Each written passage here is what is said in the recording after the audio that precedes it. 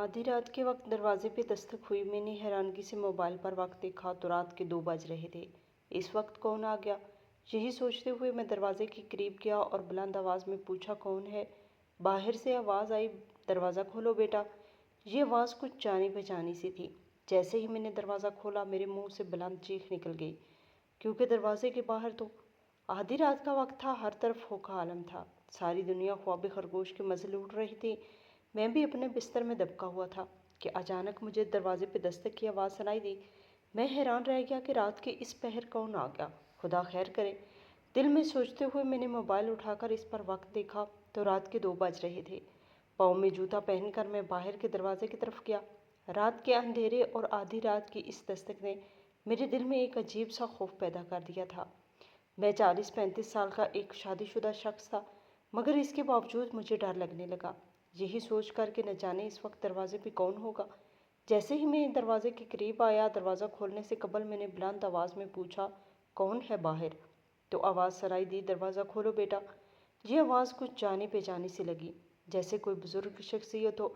कुछ सोचते हुए मैंने दरवाज़ा खोला, मगर सामने का मंजर देखकर मेरे होश उड़ गए थे। खौफ से मेरी आंखें फटी की फटी रह गई थी और टांगें कांप रही थी, क्योंकि दरवाजे के बीचों बीच मेरे वालिद खड़े थे। मेरी हलक से बुलंद आवाज़ में एक चीख बरामद हुई और मैं दरवाज़ा खुला छोड़ के पीछे की तरफ भागा। भागते कदमों से मैंने सहना बोर किया और अपने कमरे में इस कदर तेज़ रफ्तारी से दाखिल हुआ कि मैं ज़मीन बोस हो गया। ये शोर की आवाज़ सुनकर मेरी बीवी और बच्चे जाग चुके थे। मेरी बीवी जल्दी से बिस्तर से नीचे उतरी और इसने आगे बढ़कर कमरे की लाइट ऑन करके मुझे यूं दरवाजे के नीचे गिरा देखकर वो हवास बाख्ता हो गई और भागती हुई मेरे पास आई। मुझे दोनों बाजुओं से पकड़कर नीचे से उठाते हुए कहने लगी, क्या बात है, सब खैरियत तो है। मैंने बाहर के दरवाजे की तरफ इशारा किया। मैंने कहा, वो बाहर के दरवाजे पर। वो कहने लगी, कौन है बाहर के दरवाजे पे। खुदा खैर करे, कहीं घर में कोई चोर तो नहीं घुस आया। मैंने कहा, नहीं समीना, मेरी बात गौर से सुनो। बाहर के दरवाजे पे अब्बा खड़े हैं। मेरे मुंह से ये जुमला सुनने के बाद मेरी बीवी समीना मेरी तरफ हैरत और परेशानी से देखने लगी। मुझे बेड पर बैठाते हुए कहने लगी, आपकी तबीयत तो ठीक है, क्या हो गया है। आपके अब्बा को इस दुनिया से गए हुए 10 साल हो गए हैं और आप कह रहे हैं कि बाहर के दरवाजे पे अब्बा हैं। रुकिए, मैं दरवाज़ा बंद करके आती हूँ। मैं अपनी बीवी को आवाज़ दे के रोकता रह गया, मगर वो कमरे से निकल गई। मैं फटी फटी निगाहों से बाहर की तरफ देखता रहा। कुछ लम्हों के बाद मेरी बीवी लौटी और मेरी तरफ देखते हुए कहने लगी, कमाल है, बाहर तो कोई भी नहीं और आपने यूं ही ववेला मचा रखा है, सबकी नींद भी खराब कर दी। वो सर झटकते हुए बेड की दूसरी जानब आकर लेट गई और बच्चों को भी लिटा लिया साथ। मैं यूं ही बेड पर हक्का बक्का रह गया और सोचने लगा, अभी कुछ देर पहले मेरे साथ क्या हुआ था। ये हकीकत थी, अफसाना था या फिर ख्वाब था। मैंने अब्बा को दरवाजे पे देखा था, उन्होंने मेरी तरफ हाथ बढ़ाया था, इसीलिए तो मैं इन्हें देखकर डर गया था, क्योंकि मेरे वालिद की वफ़ात को कम अज़ कम 10 साल हो चुके थे। तो फिर अब्बा मेरे घर के दरवाजे पे क्यों आए थे। कमरे की लाइट बंद थी। कुछ देर बाद कमरे में मेरी बीवी के खर्राटे गूंज रहे थे। मेरी बीवी और बच्चे सुकून की नींद दोबारा सो चुके थे, मगर मेरी आंखों से तो जैसे नींद रूठ चुकी थी। तमाम रात मैंने छत को घूरते हुए गुजार दी। मैं बुरी तरह शशोपंज का शिकार था और सोच रहा था कि आखिर मेरे वालिद मेरे घर के दरवाजे पे क्यों आए थे। सुबह हस्बे मामूल उठने के बाद मैं अपने काम पर रवाना हो चुका था, मगर ये बात मेरे दिलो दिमाग से निकलने का नाम ही नहीं ले रही थी। मैं शशोपंज का शिकार भी था और खौफजदा भी था। धीरे धीरे वक्त यूं ही गुजरता रहा और तकरीबन 10-15 दिन बाद मेरे जहन से ये बात महू हो गई। कुछ दिन बाद रमज़ानुल मुबारक का महीना शुरू हो गया। हर तरफ रमज़ान की रौनकें और बरकतें बिखरी हुई थी। सहर और अफ्तार का दस्तरखान सजने लगा। ख़ास तौर पर बच्चे तो बहुत खुश नज़र आ रहे थे। रमज़ान के दौरान पहला जुमा आया तो इस दिन जुमे की नमाज अदा करने के बाद मैं दोपहर में आराम करने की गर्ज से कुछ देर आकर अपने बिस्तर पर लेट गया। इसी दौरान मेरी बीवी कमरे में दाखिल हुई और कहने लगी, नासिर, आप सो रहे हैं क्या। मैंने कहा, नहीं, अभी तो जाग रहा हूँ, मगर इरादा यही है कि कुछ देर आंख लग जाए। वो कहने लगी, जुमातुल मुबारक का दिन है, अच्छा होता अगर आप कब्रिस्तान चले जाते, अम्मा अब्बा की कब्र पर फातखानी कर आते और कब्रों की हालत भी देख लेते। अगर कुछ दुरुस्तगी की ज़रूरत हो तो वो मरम्मत वगैरह करवा देते। इसकी बात सुनकर मैं सोच में पड़ गया, क्योंकि मेरा अभी इरादा था कि मैं कुछ देर आराम करूं, मगर अपनी बीवी की बात सुनने के बाद मुझे इनकार करना भी मुनासिब न लगा। लिहाजा न चाहते हुए भी मैं अपनी जगह से उठा और कहा, चलो ठीक है, मैं चलता हूँ कब्रिस्तान। चलो, तुमने अच्छा किया याद करवा दिया। ये कहते हुए पहले मैं वॉशरूम का रुख किया।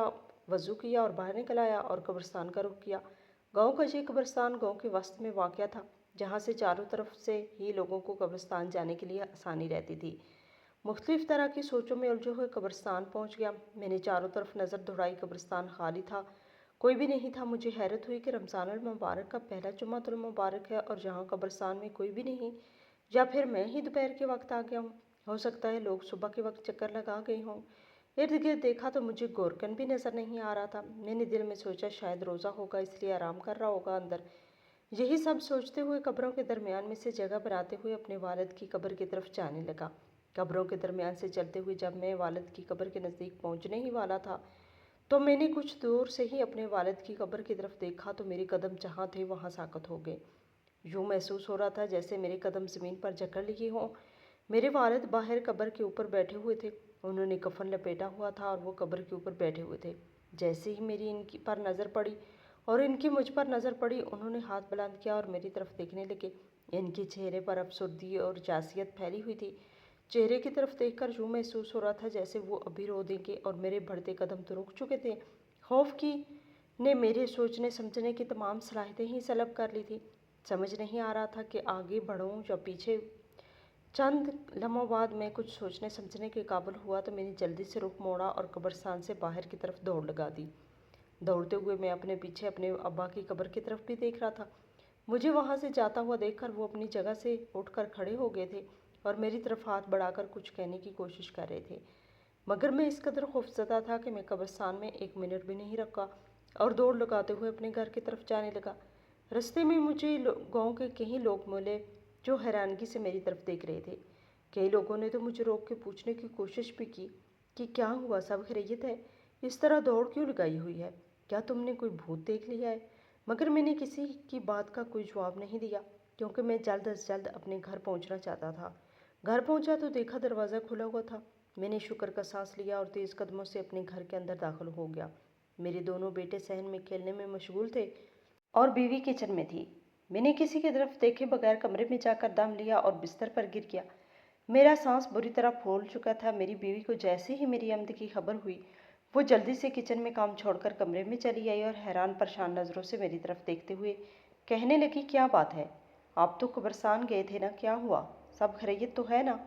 मैं बिस्तर से उठकर बैठ गया। अपनी सांस को हमवार करने के बाद मैंने कहा, समीना, इस रात मैंने तुम्हें बताया था कि अब्बा दरवाजे पे थे तो तुमने मेरी बात का यकीन नहीं किया, लेकिन आज जब मैं कब्रिस्तान गया तो जानती हो क्या हुआ। मेरी बीवी मेरी तरफ मुंतज़िर निगाहों से देख रही थी। कहने लगी, क्या हुआ। मैंने कहा, तुम यकीन नहीं करोगी। वो इसरार करते हुए कहने लगी, आप बताइए तो सही, हुआ क्या है। मैंने कहा, जैसे ही कब्रिस्तान में दाखिल हुआ और अब्बा की कब्र की तरफ गया तो क्या देखता हूँ कि अब्बा अपनी कब्र के ऊपर बैठे हुए थे। मेरी बात सुनकर समीना ने अपने दिल पर हाथ रख लिया। कहने लगी, अल्लाह खैर करे, ये क्या हो रहा है। मैं तो कहती हूँ इमाम साहब से रब्ता कीजिए, इनको सारी बात बताइए, हो सकता है वो कोई हाल बताए। अपनी बीवी की बात सुनकर मैंने कहा, समीना, तुम कह तो ठीक रही हो, मगर क्या मेरी बात पर कोई यकीन करेगा। जिस तरह तुमने पहली दफ़ा मेरी बात सुनने के बाद कहा था कि ये कैसे हो सकता है, ये ना हो कि मेरी बात सुनने वाले मुझे ही पागल कहें। मेरी बीवी ने तेज़ी से नफ़ी में सर हिलाया और कहने लगी, नहीं नहीं इमाम साहब, ऐसा बिल्कुल भी नहीं कहेंगे, क्योंकि वो बहुत ही जादीदा इंसान हैं। आप एक बार जाइए तो सही, मुझे पूरी उम्मीद है कि आपकी इस मामले में बेहतर तौर पर रहनुमाई कर सकेंगे। अपनी बीवी की बात सुनकर मैं इस बात में सर हिलाया और कहा, ठीक है, असर के बाद मैं इमाम साहब से इस मामले में बात करता हूँ, देखते हैं वो क्या कहते हैं। मेरी बीवी वापस किचन में जा चुकी थी और मैं खामोशी से बिस्तर पर लेट गया, मगर मैं बुरी तरह से उलझ चुका था। समझ नहीं आ रही थी कि आखिर ये गुत्थी किस तरह सुलझेगी। मैं कुछ देर आराम करना चाहता था, मगर अब तो मैं बेचैनी का शिकार हो चुका था। इसी तरह बिस्तर पर लेटे हुए मुख्तलिफ तरह की सोचों में उलझे हुए असर का वक्त हो गया। फ़िज़ा में असर की अजान की आवाज़ें बुलंद होने लगी तो मैं अपनी जगह से उठा और बुझे हुए कदमों के साथ मस्जिद की तरफ जाने लगा। मैं मस्जिद में दाखिल हुआ तो देखा कि मस्जिद अभी खाली थी। इक्का दुक्का लोग ही मस्जिद में थे। मैंने कलाई पर बांधी घड़ी में वक्त देखा तो अंदाज़ा हुआ मैं वक्त से कुछ देर पहले आ गया हूँ। लिहाजा मैं चुपचाप मस्जिद के एक गोशे की तरफ चला गया और वहाँ सर झुकाकर बैठ गया। मस्जिद में मुझे खामोशी से बैठे हुए 10 मिनट गुजरी है कि मौज़िन ने तकबीर कह दी और इसके बाद मस्जिद में लोगों की बड़ी तादाद दाखिल होना शुरू हो गई। अमूमन मस्जिद में ऐसा रश देखने को नहीं मिलता था। ये रमज़ान की रौनकें ही थी कि सिर्फ بندی ہو چکی تھی اور میں بھی کھڑا ہو گیا اور صف میں شامل ہو گیا۔ نماز ادا کی، دعا مانگی اپنے لیے، اپنے بچوں کے مستقبل کے لیے، اور ایک بار پھر مسجد کے ایک خاموش گوشے میں جا کر بیٹھ گیا، کیونکہ اب نمازیوں کے مسجد سے چلے جانے کا انتظار تھا۔ میرا خیال تھا کہ جب تمام نمازی چلے جائیں گے، امام صاحب مسجد میں اکیلے ہوں گے، تبھی میں ان سے اس بارے میں بات کر سکوں گا۔ اور پھر آہستہ آہستہ کر کے مسجد خالی ہونے لگی، تمام لوگ جا چکے تھے۔ سب سے آخر میں امام صاحب کرسی کا سہارا لیتے ہوئے اپنی جگہ سے اٹھ کر کھڑے ہونے لگے، تو میں تیز قدموں سے ان کی طرف بڑھا اور سلام عرض کرتے ہوئے ان کے پاس بیٹھ گیا۔ مجھے پاس بیٹھتے ہوئے وہ سمجھ چکے تھے کہ مجھے ان سے کوئی بات کرنی ہے، لہٰذا وہ بھی اٹھتے اٹھتے بیٹھ چکے تھے۔ میرے چہرے پر نظر پڑتے ہی انہوں نے مسکرا کر میرے سلام کا جواب دیا اور کہنے لگا، کیسے ہو میاں؟ کہو، رمضان کیسا گزر رہا ہے؟ میں نے کہا، الحمدللہ، شکر ہے اللہ کا، ایک الجھن میں گرفتار ہوں، آپ کے پاس مشورے کی غرض سے حاضر ہوا ہوں۔ میری بات سن کر امام صاحب کے چہرے پر تفکر کی لکیریں پھیل گئی۔ کہنے لگی، ہاں کہو میاں، کیا بات ہے؟ خدا خیر کرے، سب خیریت تو ہے؟ میں نے کہا، یوں تو خیریت ہی ہے امام صاحب، مگر چند دن سے میرے ساتھ ایک عجیب واقعہ پیش آ رہا ہے۔ میں نے پریشان کن لہجے میں کہا تو امام صاحب کہنے لگے، کیسا واقعہ؟ کیا ہوا ہے؟ کچھ بتاؤ۔ میں نے کہا، امام صاحب، میرے والد صاحب کو اس دنیا سے گئے ہوئے 10 سال ہو چکے ہیں، مگر چند دن پہلے آدھی رات کے وقت میرے کمرے پر دروازے پر دستک ہوئی۔ میں نے جا کر دروازہ کھولا تو سامنے میرے والد صاحب کھڑے تھے۔ میں ان کی طرف دیکھ کر بہت زیادہ خوفزدہ ہو گیا تھا اور اندر کی طرف بھاگ گیا۔ اور پھر اب جب رمضان شروع ہوا تو جمعۃ المبارک کے دن میں نے قبرستان کا رخ کیا، اس نیت سے کہ اپنے والد کی قبر پہ جاؤں، فاتحہ خوانی کروں، مگر جیسے ہی میں قبر کے قریب پہنچا تو یہ دیکھ کر میرے رونگٹے کھڑے ہو گئے کہ میرے والد صاحب تو قبر کے اوپر بیٹھے تھے، ان کے بال بکھرے ہوئے تھے، چہرے پر پریشانی کے آثار تھے۔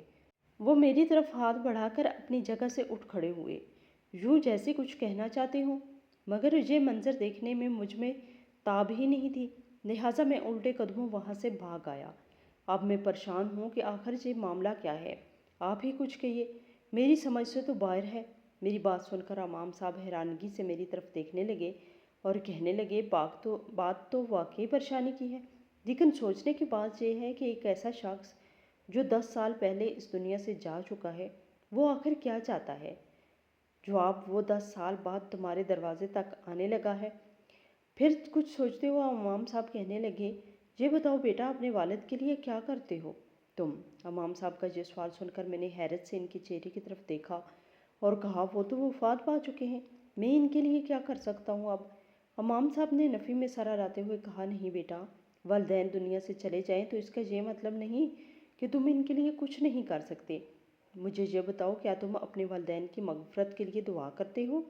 امام صاحب کا یہ سوال سن کر میں شرمندگی سے سر جھکا دیا اور کہا، نہیں، جب میرے والدین اس دنیا سے گئے تھے تب شروع میں دعا کیا کرتا تھا، اور پھر آہستہ آہستہ وقت کے ساتھ ساتھ ان کی یاد کم ہونے لگی تو میری دعاؤں میں بھی ان کا تذکرہ بھی کم ہو گیا۔ امام صاحب نے دوسرا سوال کرتے ہوئے پوچھا، یہ بتاؤ کہ اپنے والدین کے لیے صدقہ خیرات کرتے ہو؟ میں نے کہا، نہیں، میں نے اب کبھی والدین کے لیے صدقہ خیرات نہیں کیا۔ امام صاحب کہنے لگے، اس کے علاوہ کوئی ایسا نیک کام جو تم اللہ کی خوشنودی کے لیے کرتے ہو؟ میرے چہرے پر شرمندگی کے اثرات پھیل چکے تھے۔ میں نے کہا، نہیں امام صاحب، ایسا تو میں کوئی کام نہیں کرتا، میں بس اپنے معمول کے کام کرتا ہوں، وہیں روٹین کی زندگی گزارتا ہوں، کام پہ جاتا ہوں، شام کو واپس آ جاتا ہوں، 5 وقت کی نماز بھی بمشکل ادا کر پاتا ہوں، کبھی کبھی تو وہ بھی رہ جاتی ہے، اس کے علاوہ تو میں کچھ نہیں کرتا۔ امام صاحب نے افسوس سے سر ہلاتے ہوئے کہا، سنو بیٹا، ہمارے دین اسلام میں اولاد کو والدین کے لیے صدقہ جاریہ کہا گیا ہے، جانتے ہو اس کی وجہ کیا ہے؟